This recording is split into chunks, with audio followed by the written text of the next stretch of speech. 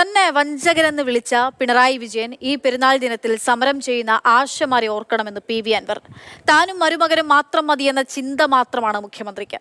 മുഖ്യമന്ത്രിയും പരിവാരങ്ങളും നിലമ്പൂരിലെത്തുന്നതോടെ ഇടതുപക്ഷത്തിന്റെ തോൽവിയുടെ അക്കം കൂട്ടുമെന്നും പി അൻവർ പറഞ്ഞു.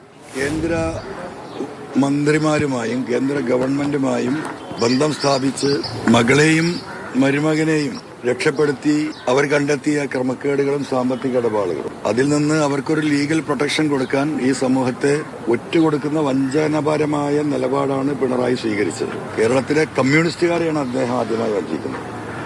ഈ കമ്മ്യൂണിസ്റ്റ് പാർട്ടിയെ അധികാരത്തിലെത്തിയ പാവപ്പെട്ട തൊഴിലാളികളെയാണ് അദ്ദേഹം വഞ്ചിക്കുന്നത്. ഈ പെരുന്നാൾ ദിനത്തിൽ പോലും ആശാ വർക്കർമാർ എല്ലാ വിഭാഗത്തിൽപ്പെട്ടവരുണ്ട്. അവർ സെക്രട്ടേറിയറ്റിന് മുമ്പിൽ ഇപ്പോഴും പട്ടിണി കിടക്കുക.